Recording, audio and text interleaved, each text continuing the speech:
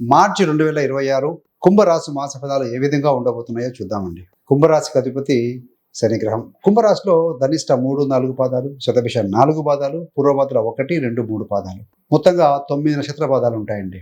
వీరందరికీ కూడా ఏ రకమైన ఫలితాలు ఉంటాయి? ముఖ్యంగా విద్యార్థులకి, ఉద్యోగస్తులకి, వ్యాపారస్తులకి, ప్రాపర్టీ సంబంధమైన విషయాలు, ఇన్వెస్ట్మెంట్, సీనియర్ సిటిజన్స్ పెద్దవారు, మహిళలు, ఆరోగ్యం, రెమెడీస్, ఇవన్నీ కూడా చక్కగా డిస్కస్ చేసుకుందాం. చివరిదాకా చూడగలరు. నచ్చితే లైక్ చేయండి, 10 మంది బంధుమిత్రులకు షేర్ చేయగలరు. మార్చి 2026 కుంభరాశి వారికి తీవ్రమైన మార్పులు అంటే చేంజెస్ ఉంటాయి.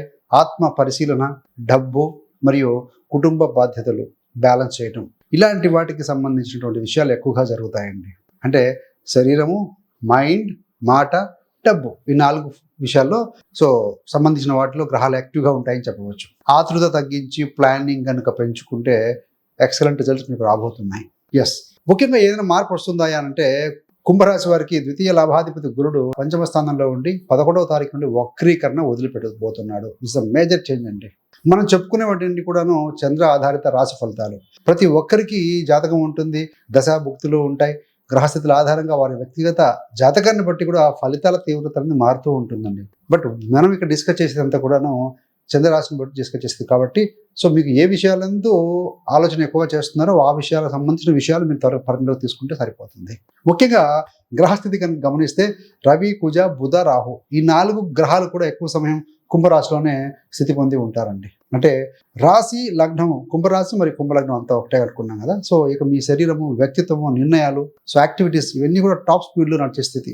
ఇన్ని గ్రహాల యొక్క కలయిక ఉంది కాబట్టి బుధ గ్రహం మార్చి 21 వరకు కూడా మీ రాష్ట్రంలోనే వక్రీకరించిన స్థితిలో ఉండడంతో ఆలోచనలు ఎక్కువ ఉంటుంది, కన్ఫ్యూజన్ కూడా కాస్త ఎక్కువగా ఉంటుంది. ప్లాన్ మార్చడం, మైండ్ చేంజ్, ఒక మాట ఏదైనా అనుకున్నది కొంచెం తేడా రావచ్చు, ఇవన్నీ కూడా చేంజెస్ ఉంటాయి. శనిచరుడు మీకు 2వ స్థానంలో మీన రాశిలో ఉన్నాడు.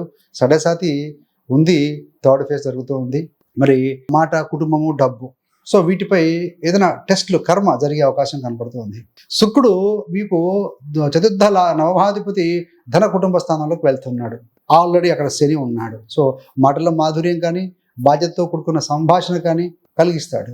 కాబట్టి ఏంటంటే 5వ స్థానం నుంచి గురుడు కూడా ఒక్కరగతిని వదిలిపెట్టి వస్తున్నారండి. అంటే ఇల్లు, మనస్సు, పిల్లలు, క్రియేటివిటీ, కొంచెం పాజిటివ్ క్లారిటీ ఇస్తాడు ఈ విషయాల యందు. కెరీర్, ఉద్యోగము, డబ్బు, వీటికి సంబంధించిన విషయాలు చూస్తే ఆఫీస్లో, బిజినెస్లో, సొసైటీలో మీ పర్సనాలిటీ, మీ నిర్ణయాలు, మీ మాట, ఇవన్నీ కూడా హైలైట్ అవ్వబోతున్నాయని చెప్పవచ్చు.